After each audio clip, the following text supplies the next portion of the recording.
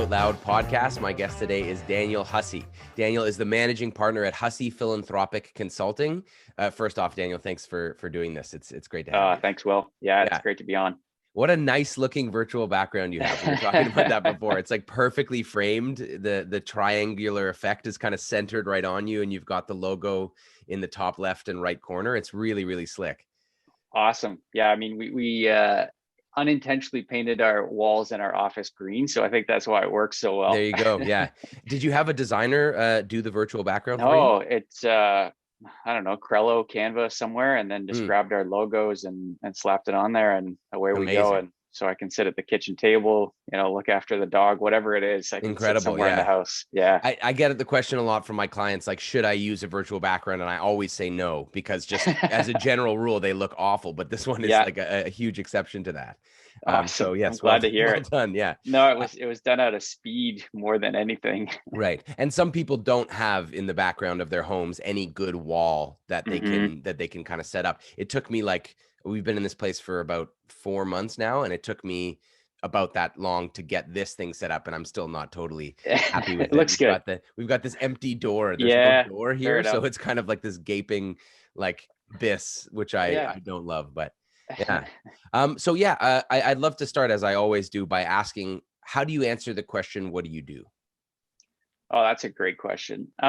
So as you alluded to, I'm the managing partner of our family firm. I think that's one thing that I always love to share with people is this is a family business. It's a second generation family business, which means a lot to us. That's why our names or our last name is in the name, because we always want to stand behind what we do. And what we do is we specialize in helping charities with their fundraising, specifically transformational fundraising. So a lot of charities can fundraise pretty well on the annual side. They know how to do the golf, the gala, the direct mail, maybe some major gifts. But where it gets challenging for many of our clients is the large scale fundraising. They have a big vision, they have a big project, but they're not really sure, how do we get the funds required to actually make that dream come alive? And so what we specialize is kind of designing, strategizing, and executing large scale fundraising campaigns. So,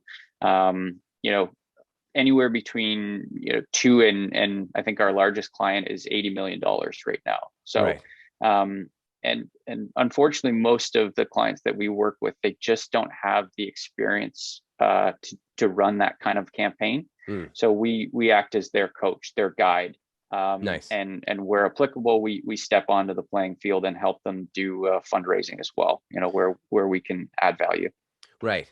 How long does, I guess, how much time and how many hours, and what are the logistics behind like an $80 million fundraising campaign? What does that entail? It naturally goes through about 7 different phases. So the first phase really is centered around vision. What is it that you want to do? What is the impact that you want to make? How did you get to this realization? So what the money is actually for, right? Yeah. What's the money for? And it's this hybrid of both vision and project. What's the money for? What's the benefit? Why do you need to raise so much? It's really coming up with all of the logical sort of reasons on why are you embarking on this? And one of the things that we talk about when we talk about vision is it's got to be inspirational. We need to inspire people. It's got to be urgent. If this is something that we can do in 10 years, then why do it now? Right. It also has to have a fair bit of impact. And impact can be 2 different things. It could be depth of impact. We're actually changing somebody's life. Or it could be breadth of impact. Right. We're changing a lot of lives. And we typically try to create this quadrant where we're doing both. We're changing lives and we're changing lots of lives. The higher up in that quadrant that you can get, where you're achieving both of those, the easier it is to fundraise, because you're making a huge impact. Right. Some of our clients only help a few individuals. They may only help 50 individuals, but they're literally saving their life, which has a huge impact. Yeah. So that's kind of the first phase, is let's get really clear about why we're raising this money. Because And let's think about the problem, all the different problems. This could be a collection of problems and all the different solutions, and sorry, go no, ahead there. sorry, I didn't mean to interrupt, but I was thinking, this kind of start with why principle, Hmm. and understanding the vision behind it is really important, I would imagine, especially for something like a nonprofit, because um, Yeah.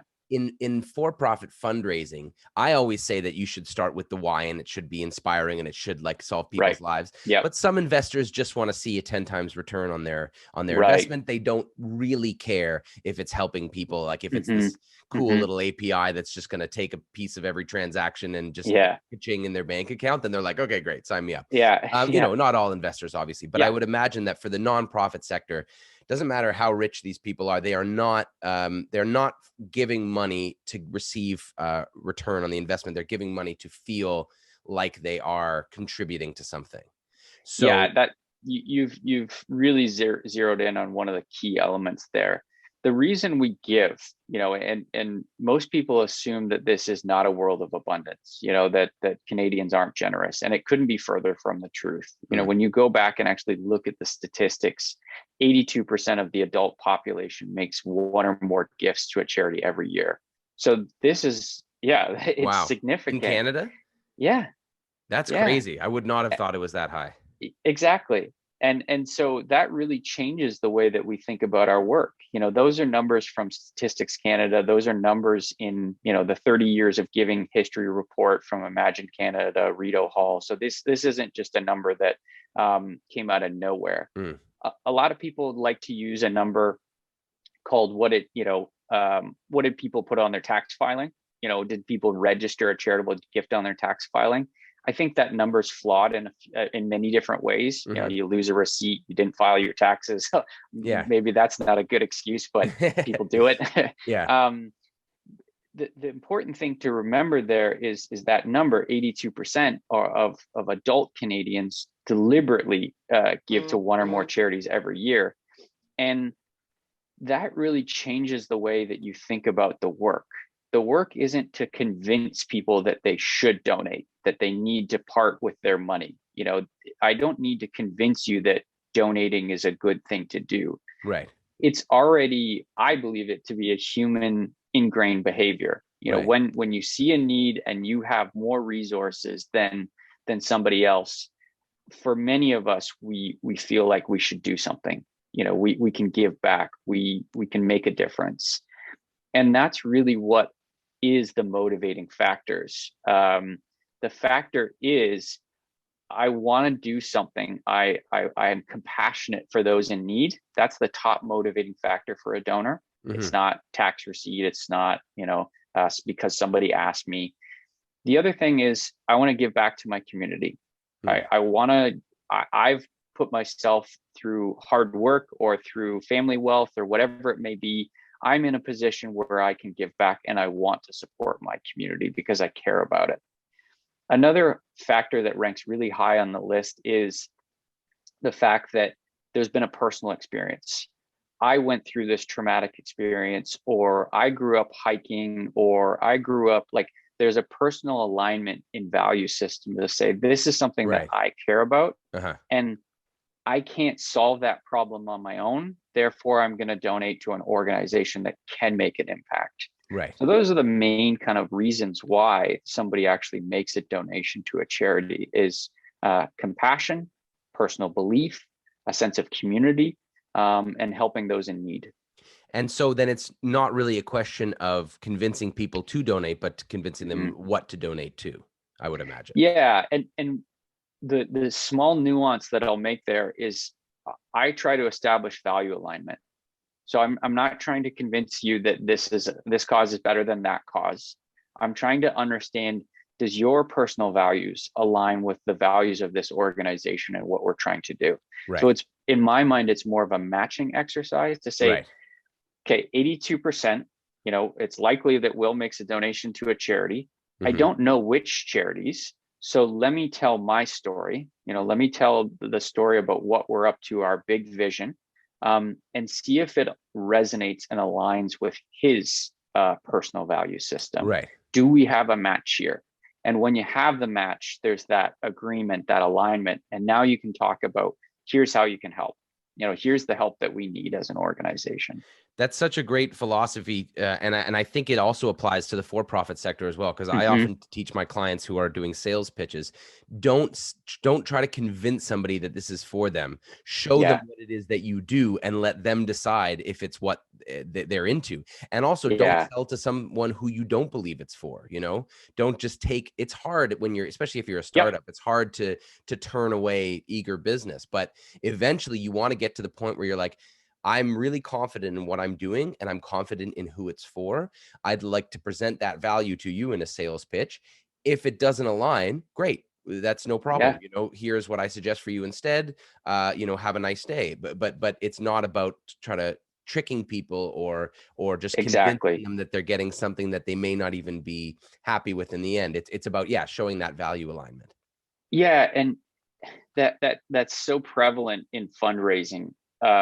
It's one of the main reasons people don't want to do fundraising, is they think that that's the process, is Mhm. regardless of how the other person reacts, I'm just going to ask them for money. Yeah, And yeah, and right. that's what, like, they just go in there with this mindset of, the only way that I can win, or the only way that I can be successful, what failure looks like is if I don't get a gift. Mhm. And we really try to steer our clients away from that, because if that's the mindset, nobody really wants to fundraise then. Yeah. Like, if you're not listening to people, if you feel like you're arm twisting and you're coercing and you're forcing people to donate, that's not any fun. Like, No. nobody wants to do that kind of work. I, And the challenge also is, a lot of the times a charitable organization needs their board of directors to be their fundraising team as well, especially on large scale fundraising. mm, You need to leverage the network of your board yeah. and those that are ambassadors for your organization. And if they believe that the exercise is, regardless of the response of the person being solicited, you ask for a gift, Yeah. you're not going to get uptick. You're not going to get many champions. They're going to say, no, I think I'd rather do finance or governance or marketing. I'm not interested in working on the fundraising campaign. Yeah. Right. So, setting that expectation of what is success and what is failure in fundraising is really important. Mm, And for us, we try to educate our clients that success is telling a great story right. and finding value alignment. If you can achieve that, then you're on the path to success. If you don't find value alignment, it's okay. One, you haven't ruined a relationship by putting somebody in a corner and saying, hey, you got to give to this, feel Hmm. guilty. Yeah. How And burn dare you that say bridge. that? Yeah, how dare you say that this doesn't matter? Um, and the other thing is, we still see an opportunity when somebody says no, to say, look, I completely understand. I'm very supportive that your family supports this other cause. That's great work. I'm not here to tell you that that's our cause is more important. Yeah. um, do you know anybody in your network that would resonate with this story? Right. Now that you've heard the story, is there anybody else that you think of that we should tell this story to? And that's a nice way for them to feel like, I can help. It's not for me, but I can help.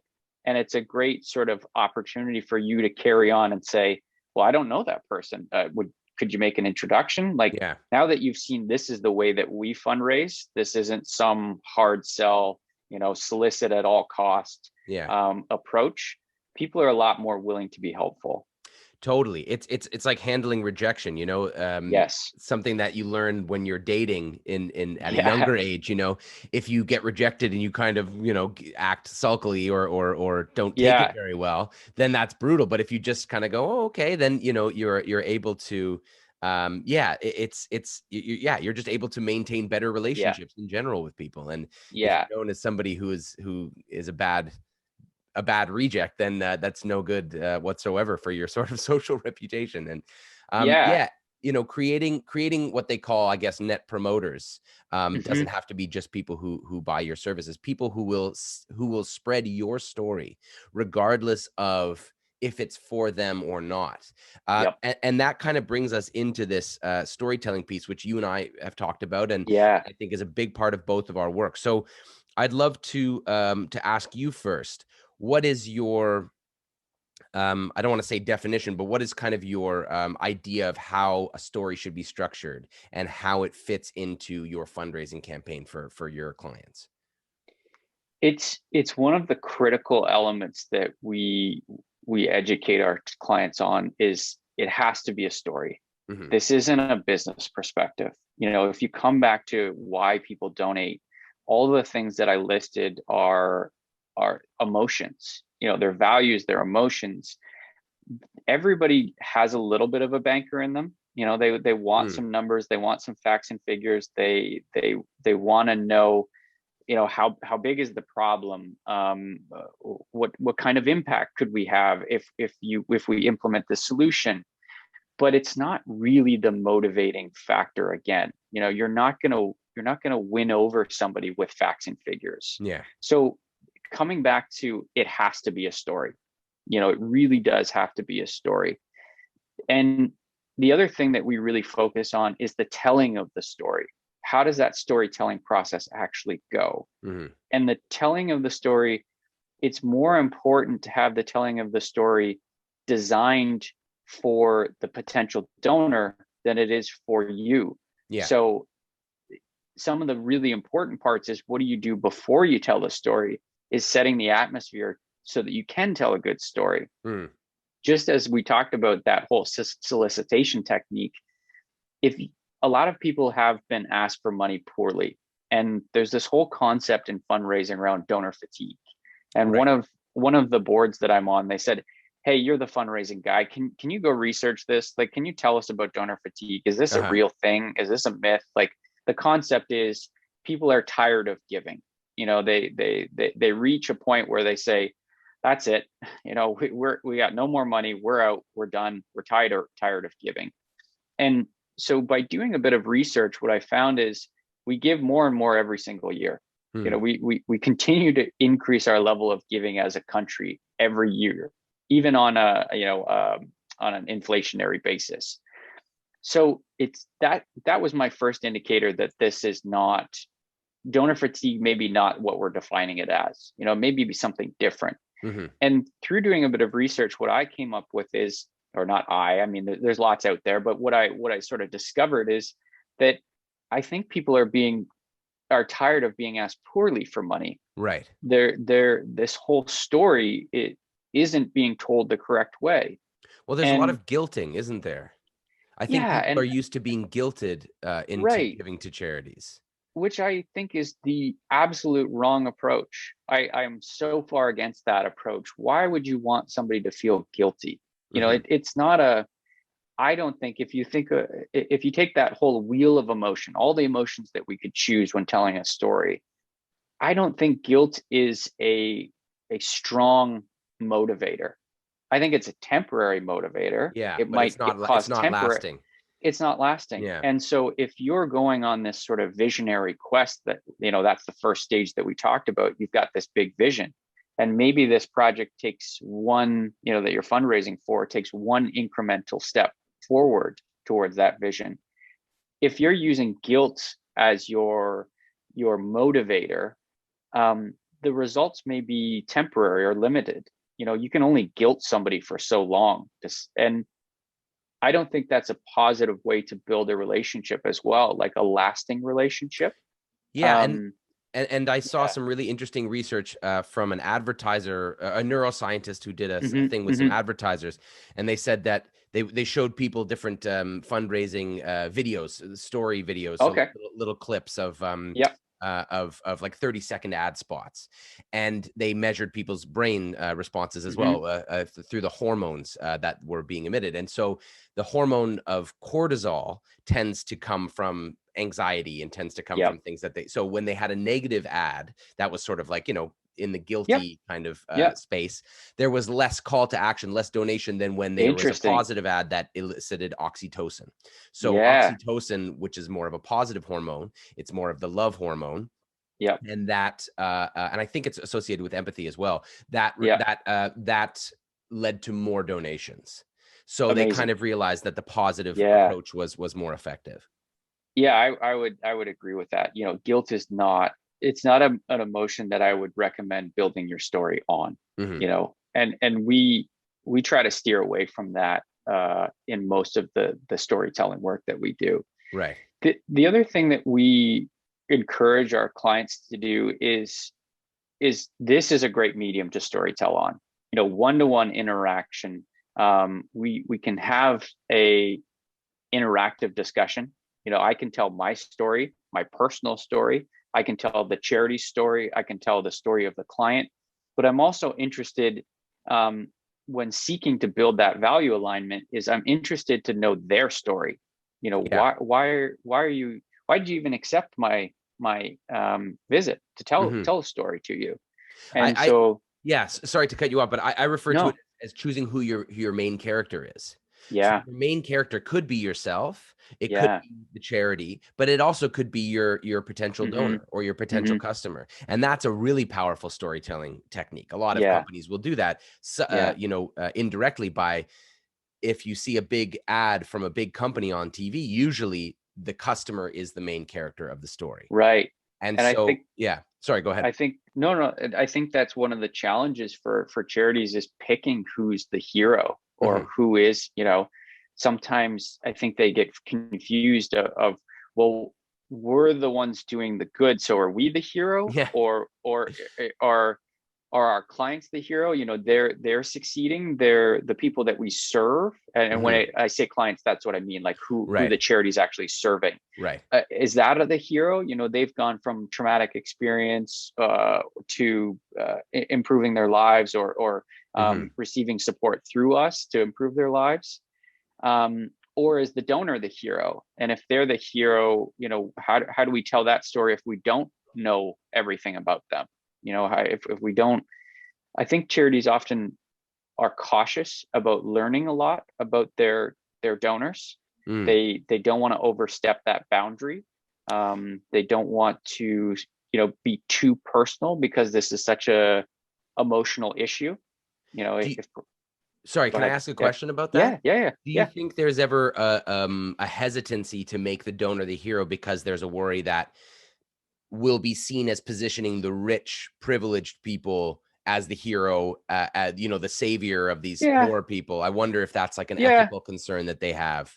You know what I mean? I And think so. uh-huh. I think it could be one concern, and I think part of that as well is just not understanding donors.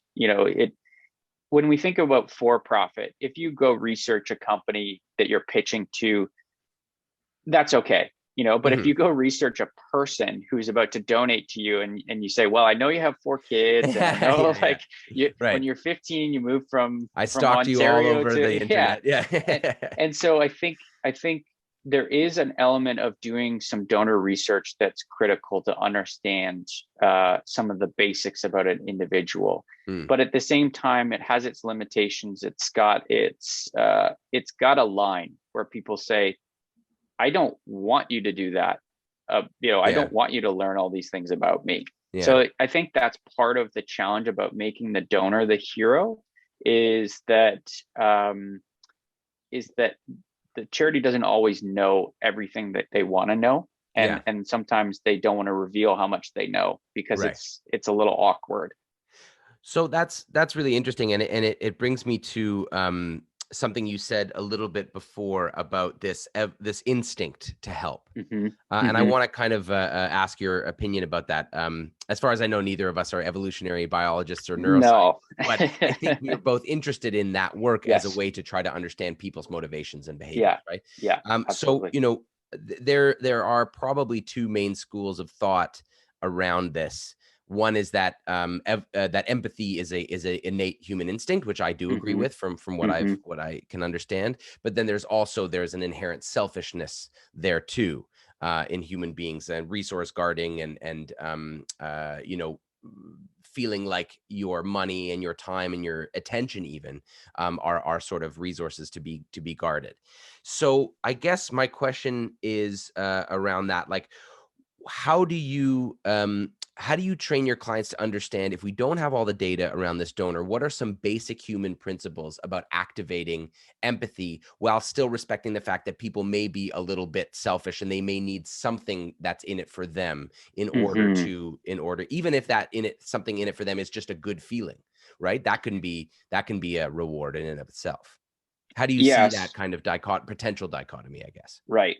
So the story itself really has to resonate, and that's part of the work that we do with our clients, is trying to craft a story that really resonates with potential donors, that Hmm. narrows in on why do people care about this cause. Yeah. And for many people, or one of the things that's challenging for a charity to do, is this is their life's work. They're in this work so Yeah. deep that they often forget that most people are not paying attention to the problem as deeply as they are. Right. So framing that problem in such a way that people can, I love the term, don't leave a donor behind. Like, Hmm. don't start your story on chapter 5 when Right. you need to give them the introduction. Right. And so I think that's really an important part in establishing that empathy, is help people understand what is the problem, what is why does it matter as well. Hmm. There's some things that we understand are problems. Affordable housing is a great example. We know that's a problem, Hmm. but most people don't understand the ramifications of that problem. Yeah. If we don't address affordable housing, what happens? Yeah. What happens to the community? What happens to the individual? What happens to the country? What frame that in a way so that I can understand. And I think that's one of the critical elements, is frame it in a way that I can understand and I resonate with. So Yeah. sometimes when the problem is framed, it's not framed in such a way that the audience actually resonates with it. It's framed in such a way that it kind of aligns with, well, that's the way we've always presented this problem. That's the way that Right. we've always shared that with, maybe it's government funders, and they resonate with it differently than a private philanthropic donor. Right, and that comes to a problem of what I call, or not what I call, but what I reference as the curse of knowledge. Steven Pinker Yes. talks about this. Yeah, so Yes. when you know something, it's so difficult to take yourself outside of that and understand that somebody else doesn't know it as well as you do. And Yeah. so part of the ways, when you're talking about explaining the problem, one practical piece of advice I give is that specificity always is better than generalization. So Yes. if you're saying, you talk about how it's affecting the individual, and this is why individual case studies are so important. Hmm. Attaching a name and a face to a problem and Hmm. saying, this is Tracy. She doesn't have somewhere to live, and this is how it affects her. This is where she literally sleeps at night, and it's in this Hmm. awful place on the street, and Hmm. this is exactly how cold it is, and this is exactly what she has to keep herself warm. This is the color of the blanket she uses. Like, being that specific, and being able to paint the picture for somebody who's never experienced homelessness. And like, as soon as there's like, this is why images are powerful, but Yeah. also Yeah. specificity. If you just have, like, as you say, you help people with one-on-one conversations. So if you're telling that story, picking out some specific details, and as my whole thing is bringing the arts to business. So, Hmm. using the Hmm. artist's way, and to have colors, to have sounds, to have Yeah. specific things, to have emotions, specific emotions, not just say, oh, it's a big problem, but to say, she feels completely isolated. She hasn't talked to her family members in this many years. She has a sense of hopelessness. Hmm. To really be specific with that, with not being manipulative, but No. actually really trying to honor the story, and Yep. but getting specific about that, and not assuming that people know how awful homeless is, because, as you say, they might think they know, but until it's specifically presented, they won't truly feel it. Yeah, I couldn't agree more with you there. That's exactly the advice that we give. And part of the story as well is having, we call it a case for support. So having some sort of physical document that, after we have a discussion about the vision, the need, the problem, the solution, how we're going to fund this problem, or sorry, how we're going to fund the solution and end this problem, we we typically have a case for support for potential donors, which has all those visuals. It's got a more comprehensive narrative. And typically what we suggest is it's a leave behind. So, after, say, you and I have had a conversation, I leave that document with you to allow you to dive into the story deeper and to really highlight some of the things that resonate with you more, So we try to write that story in such a way that it's a story, it's highly visual, it's highly emotional, it's very specific about what the problem is and who's it impacting, and actually providing a story about somebody facing the challenge. And so you would use a specific name and a person and have their real story, right? Yeah, we get the client to find somebody who's offered permission to tell their story, or in some cases where we have to be careful about confidentiality, we will create a character that represents somebody who has experienced it, and that way we can protect their identity and protect what they've experienced. Right. So to come back to your question, I think we've touched on the empathy piece. The second piece about, well, how do you find that alignment? It's really important to understand what is a disincentive for a donor. Why do people stop giving? And so one of the things that we look at is the number one reason people stop giving is nobody could explain to them where their money went or how it made a difference. And so that's really what we narrow in on, is if somebody decides to donate, we've got to be really clear, and we've got to be very deliberate about the stewardship process of saying, here's what we did with your money. Here's the difference that it made. You can visually see it, here's the impact here. And if possible, coming back to that original story, this person now has a home and it looks like this, and here's where it is. And here's all the benefits that have come out of that. So really understanding, why do people stop donating, or why do they get frustrated, or why do they move on from a charity? It's all about communication and impact. And so that's part of. Just a quick story. My wife's family donated a well, or were part of a donation of a well to a village in Pakistan where they're from, and they sent a video of the well like being up and running, and there was no words. There was nothing. It was just a video of the guy pumping the water, and you could sort of see that how important water would be in a place like this. It's very dry and empty, and like just this guy pumping the water. It was incredible how real that made it, and everybody in the family was just like, "Oh my God, what a." Yeah, they got the feeling of that they had actually done something, and their money had gone somewhere, and they had actually contributed in a real way. Yeah, and I find that is such a common example, and yet I find it kind of ironic, because these charities or these places that you may never physically visit, you may never go there and see that well and never see the impact that you've made, yet the charities that have that physical constraint are often some of the best cases, or the best case examples of showing impact, because they have this limitation of, well, we can't take all of our donors to see the impact that they make. So what do? Well, okay, well, maybe we'll shoot this video, or maybe we'll take some photos, or maybe we'll have the person who's really benefiting from this impact tell their story now as a thank you, to say, look, you completely changed my life. Before I had to walk 10 kilometers to get water, and then I'd walk back, and there was all these problems with that.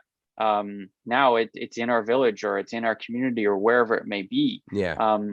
So that's one thing that I find a little bit ironic, unfortunately, is the charities who have this sort of physical limitation to show impact often use an alternative medium, like a video, like a photo, like a story. And it really brings in a donor to say, wow, that we didn't know that we would have that impact, but boy, that's amazing. And it starts to reinforce the relationship to say, well, could we do more? Do we want to do more now that we've had this positive experience? Like, what else could we do? Coming back to the vision, are you building more wells, or is there some new technology that we could maybe fund that makes it's coming back to that vision again, to say, we've kind of completed this journey a little bit, where we've gone through that storytelling process from problem to prize, and what's next? Right. What's the next version of the story? Right. So we've talked about the importance of story and structuring it, and talking about who's the main character, talking about being specific and using details, using images, using names and faces, and making people activate their empathy in a positive way so that they get Yep. oxytocin flowing rather than Yeah. like guilt and shame. Yeah. So now I want to come, because you broke it down in this interesting way of like story plus telling. So there's the actual content, what you say, and then we come to how you say it. And obviously this is my work, but I would love to hear, before I go on a rant, I'd love to hear like, what is your training sort of philosophies? How do you try to help your clients in the actual telling part of it, particularly now with all this video stuff that we are having? Yeah. So one of the things that I think we alluded to it, but it's setting a safe space is really important in telling the story. Coming back to that concept of donor fatigue, I think most philanthropists are worried that they're not going to their wishes are not going to be respected. Somebody's going to just come in there and ask me for money. So that's one part. Before we even tell the story, we make sure that it's crystal clear that what this storytelling process is going to be about is information and finding value alignment. This is not about a solicitation. We're not there yet, and that we're kind of working against the grain, or working uphill on that, because I think so many people have had somebody come and tell them a story about fundraising, and regardless of their reaction, it ends with that. So how much can you give? Yeah. And so we find that in order to be able to create an atmosphere where you can tell a great story, we have to address that problem in philanthropy, or we have to address that and say, this is not our approach. We're not going to take that storytelling approach. What we're going to do is we want to share information with you and discover if there's value alignment. So setting the expectation right at the gate, and exactly honoring what they've been through in the past, which is just like a hard sell for something they don't want to do. And then, and we've all had that experience as consumers of anything, really. It's just the salesman who doesn't get it, that you don't want to buy, and they're pressuring you, and you're like, okay, like gotta go. All right, I'll see ya. And it's just, it's awful. Yeah. You hate that. Yeah. And so sorry. Yeah, setting that up front in a deliberate way is one of the things that we've found to really enhance the storytelling experience. Not to just say, not to kind of dance around it, but to be very explicit and very clear. Here's the intention, and to respect that intention.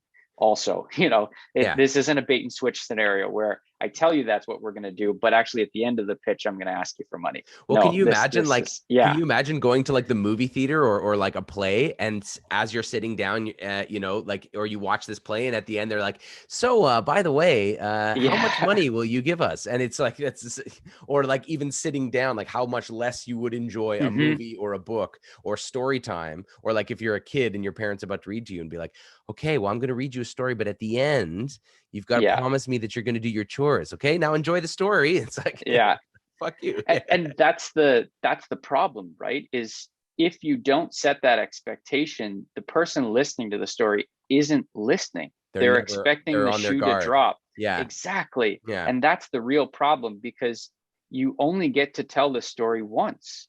For a lot of philanthropists, they only will listen to the story once. So you don't get a do-over. You don't get a second shot at this.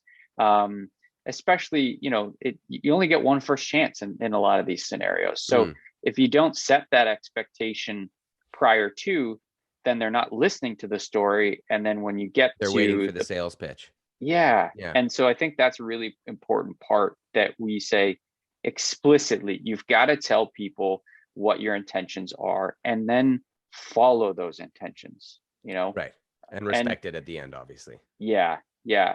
And so the other thing that we share with the whole storytelling process is, especially on a digital medium like this, is some of the stuff that you and I kind of joked around at the beginning, is like, is your lighting good? Is your camera good? if you want to draw a physical parallel, if you were going to do this meeting in person, what's the location that you would select? You'd select a location that's comfortable, it's safe, it's quiet, it's personable, it's all the things that would turn into a good conversation. Same idea over the digital medium. Yeah. And what I say too is what's so important about any pitch or presentation or story is that, yeah, the way the teller is just as important as the story, really. And so, for example, like, people will listen to you if they like you. And it's really just as simple as that. So then you have to kind of reverse engineer that and go, okay, well, what makes a person likable? Right. Now, there are things you can do with your voice and your hands and your body and your face to do that. So, for example, I always say eyebrow engagement. It's the difference between, lots of people are dying and lots of people are dying. And, the eyebrows down when you're talking about people dying creates a cognitive dissonance in the listener's mind. Have you ever heard of the Morabian model, or I the have not. 7-38-55 rule? Anyways, it's this thing that gets thrown around a lot in business communication things. It's like only 7% of communication is verbal. I think it's probably bullshit, because I think it's probably too little, but it's just a way of making people realize that their tone of voice and their body language is very important. But one thing that I read from there that I thought was super interesting is that the key to establishing trust from somebody is that your words, your body language, and your vocal tone are matching. That's how it's called congruent. So if you're saying people are dying and it's really awful, but your voice is flat and your face is disengaged, it doesn't look like you care, or that you're being honest, or that you have any emotional connection to your topic. So if you can just remember, put a bit of allow yourself to emotionally connect to that topic, raise your eyebrows, engage your face, raise the pitch of your voice a little bit, put some inflection in there. And then all of a sudden that goes from being a 3 out of 10 for storytelling to being a 10 out of 10. Just that little switch of going, what am I really talking about here? Human beings suffering and dying. Can I represent that a bit better in my face, my hands, my body, and my voice? So for me, that's a huge piece, is to remember the reality of the story that you're telling and show it. And your audience will follow along with that. Yeah. And I think one of the things that we try to coach, I would completely agree with that. One of the things that we try to coach our clients on is them finding their story. So in order to create that passion, that enthusiasm, that impact that we want, you've got to understand what your story is, because in some scenarios, the board of directors who are doing storytelling, they maybe haven't taken the time to think about, well, why, of all the causes that I could volunteer for and all the things that I could do with my spare time, why am I here? And to be authentic and a little bit vulnerable and share their story. Maybe the family needed the cause, and now we've gotten through that, and I thought I should give back for my give back my time and be a part of this. So I think it's important. We talk about that passion, which I think emulates all the things that you just shared there, is be passionate. And I think that's easy for the executive director. It's easy for the staff team, but it can be a little bit more challenging for a board member, and to be vulnerable and say, the reason I'm here is actually my family experienced this thing. And creating that connection through that vulnerability to say, I'm not just here to govern, or I'm not here to make sure that all the finances are in order. The reason I'm here is because I believe this and I experienced that. And here's the story that I want to tell you now. Or kind of weaving that into the storytelling process. For sure. I think the audience always needs to know why you're here and why they're here. And that's, so properly orienting that is really, really important. And then it also comes back to this idea that you talked about earlier. You can't, everybody has a bit of a banker in them, but you can't win them over with facts and figures. And I agree with that. Although I teach something which I call the 4 types of audience members. And this is based off kind of the DISC model, but it's also based off Kolb's learning theory, how people receive information. And so I say that there are visionaries who need a big idea to buy in. There's empaths who need the human story. There's the theorists who need the data. And then there's the pragmatists who need the how-to and the practical steps. And so the best thing to do in my recommendation is cover all four. Nice. So, you know, and you can do this very quickly. So for example, one thing I also talk about is how quickly you have to establish trust. Yes. So, you know, you talk about setting expectations. Once you've set those, okay, go time, hook people right away. So what I always try to say is start with the story, because we are empathetic people, and emotions are what govern. Even if you're very logical, we are still ruled by our emotions. And this is what Daniel Kahneman's work, the book Thinking Fast and Slow, showed. So start with the story, start with the human impact, but then beef it up with some facts and figures. Exactly. Beef it up with the wider impact that it has on the world. Beef it up with the practical steps. You know, as you said, here's where your money's going. This is how it's going to help.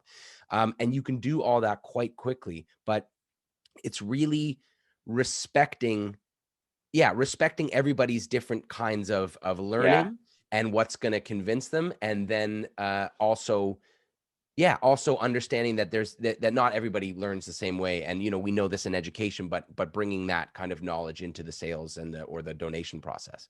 Yeah, I think that's a really good point, and I'm glad to hear that you believe you can also get that all into one story. You know, you don't have to have four different stories. In fact, you have to. Yeah.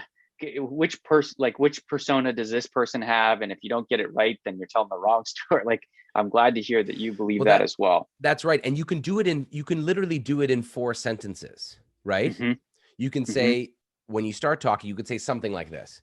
Last year, Tracy, I'll use my sort of example from before. Last year, Tracy had 41 nights out of the year indoors, and the rest of the time she was out on the street.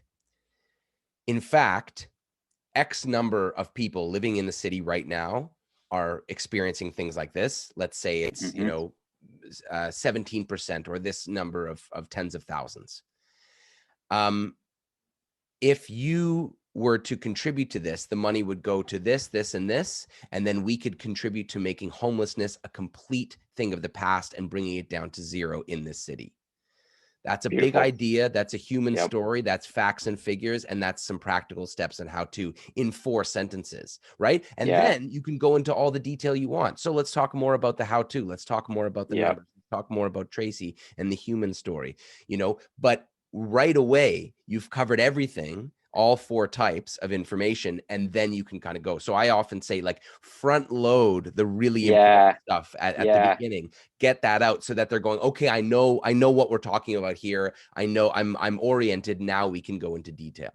Yeah, I really agree with that as well. As front load, you know, let's not lose people. You have a moment to capture, and you have, you know, it's setting that pace and the tone of the pitch that really matters. It's hard to recover if you don't do that in the beginning. Totally. I like what you shared there as well, as understanding the audience that you have in front of you. You know, maybe the storytelling experience that you've got isn't this longer form pitch. So to have that compressed version where you've got 4 sentences to say, here's the story I want to come tell you.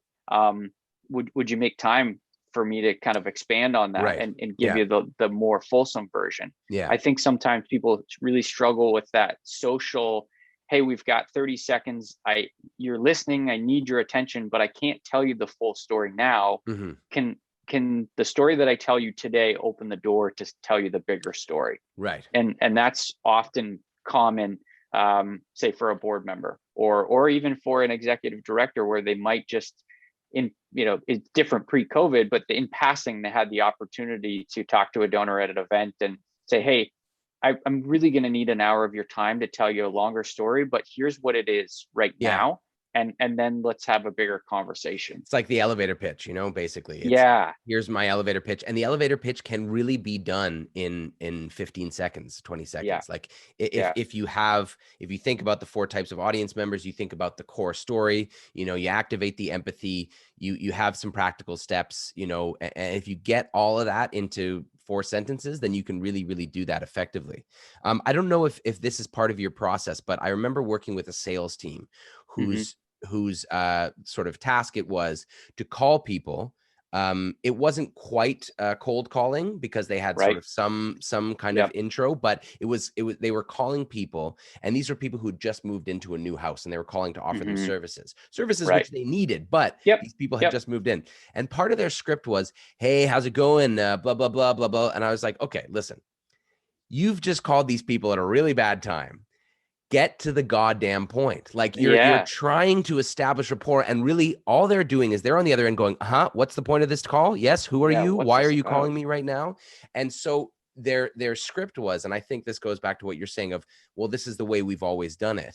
It's Right. the old outdated scripts, but really it's like Yeah. people today have no attention span. No. Give them the goods up front. And so yeah, Yeah. it's don't waste time like asking them how their day's going before you've told them who you are.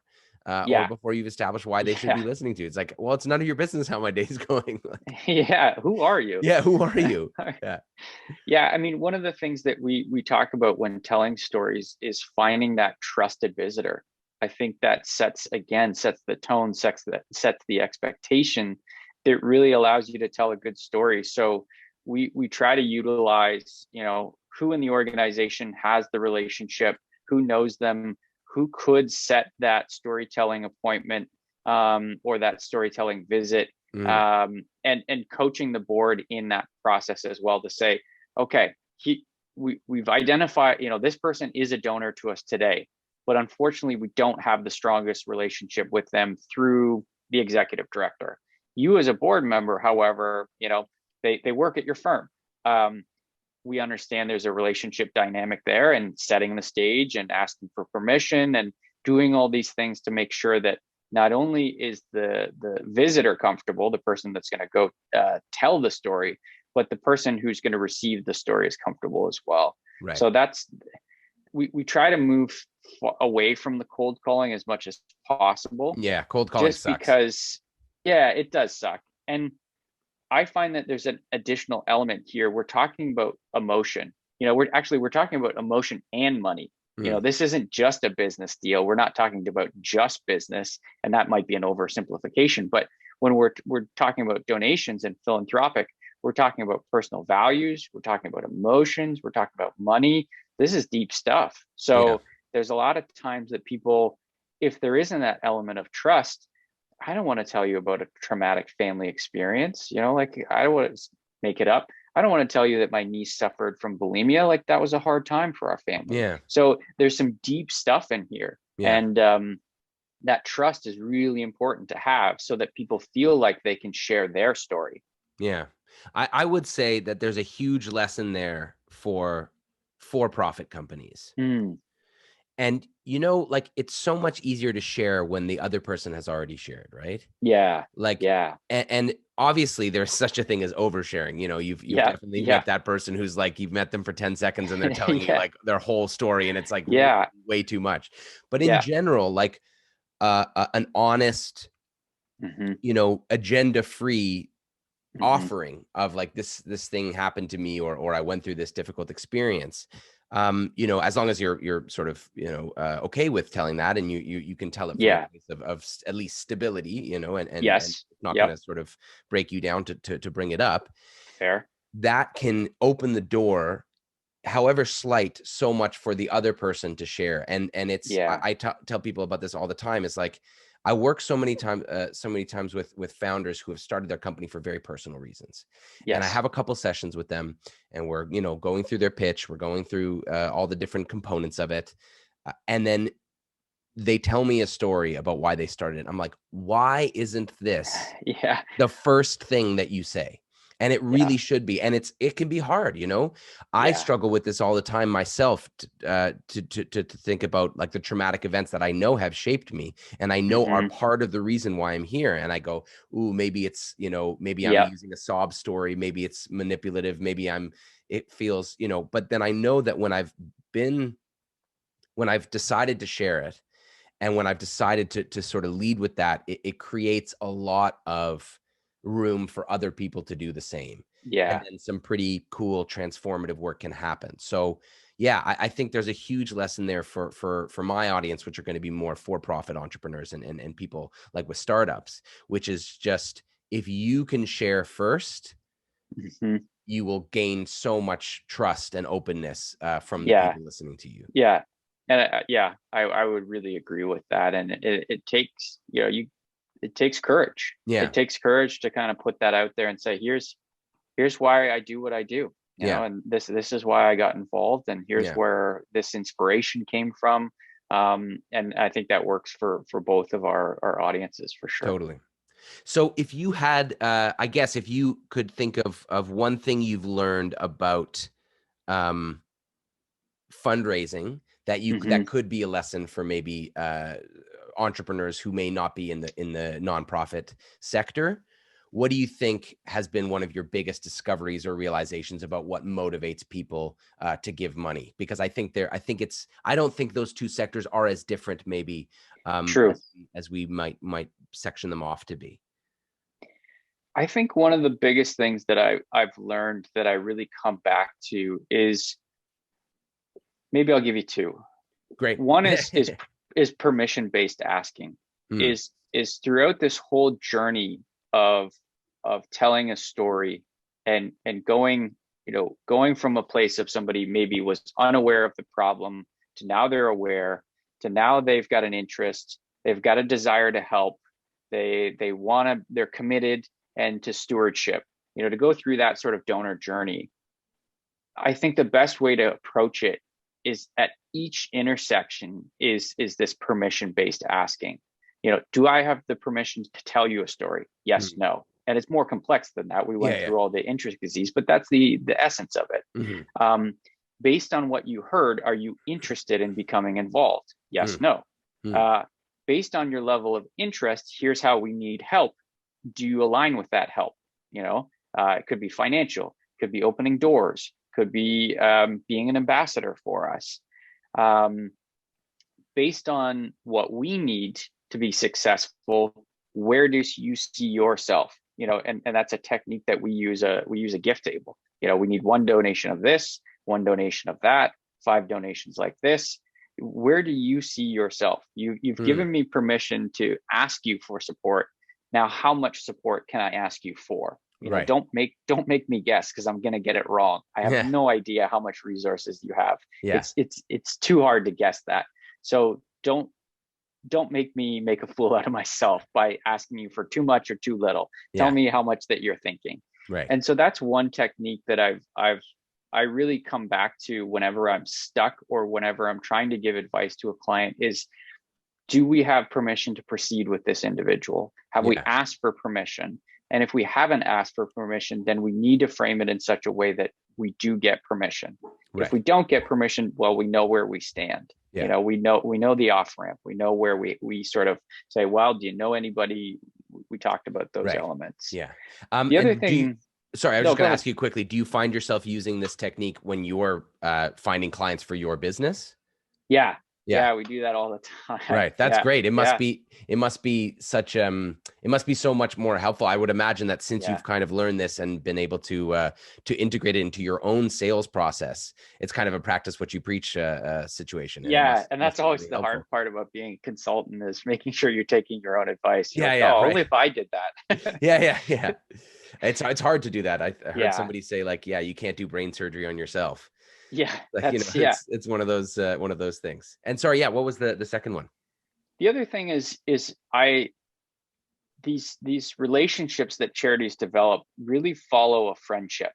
I always try to think about, well, where are we in this relationship building process? You can't ask somebody for a significant amount of money if you just met them yesterday. Like, that just doesn't work very well. So you have to build a relationship. And what I think charities often struggle with is they're just asking, they're always asking for help. And I don't think that's the case. I think you can provide information, you can provide value.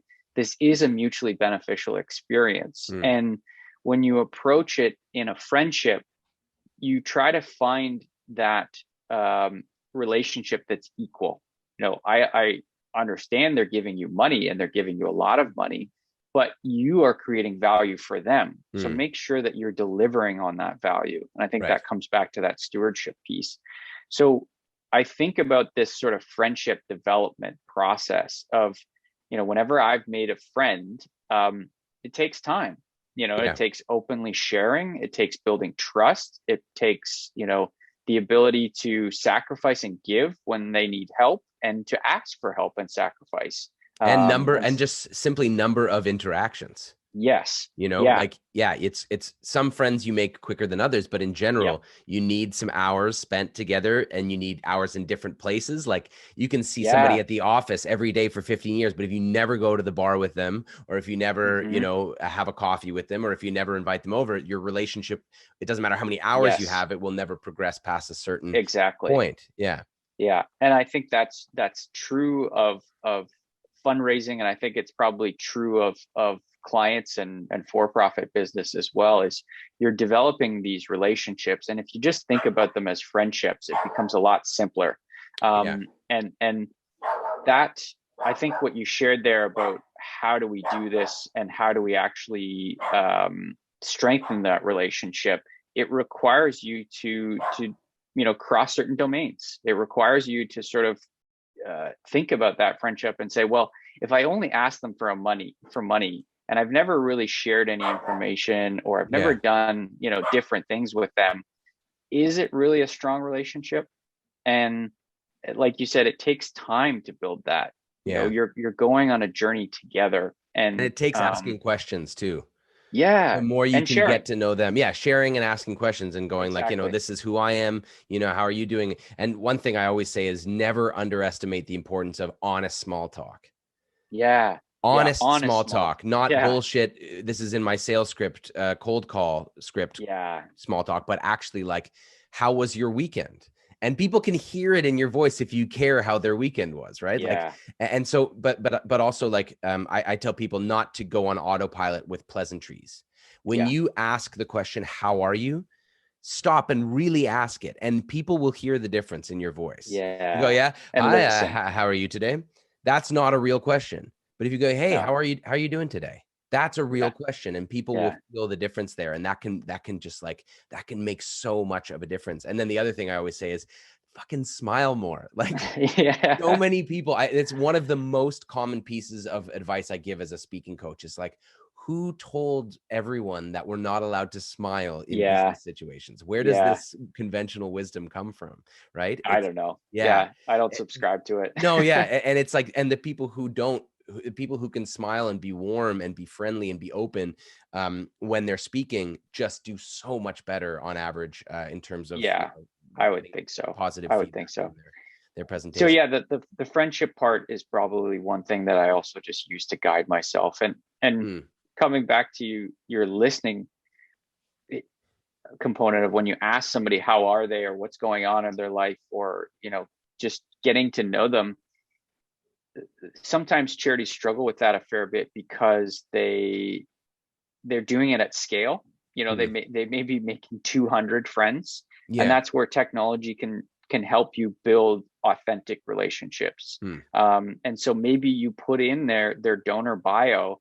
Well, actually, when they come to the office, they prefer tea, not coffee. So we should probably make sure that's there. And when somebody's donating at a level of significance, you should know that kind of stuff. Like, if you're saying to them that we are good friends and we do trust you and you trust us and you trust us to the tune of $50,000, knowing their coffee preference, it might seem trivial, but it actually matters, because you know that about your best friends. Totally. Like if you picked up a coffee for your friend and they're like, "Why'd you get me black?" Like, do you even know me? Yeah, that's right. Exactly.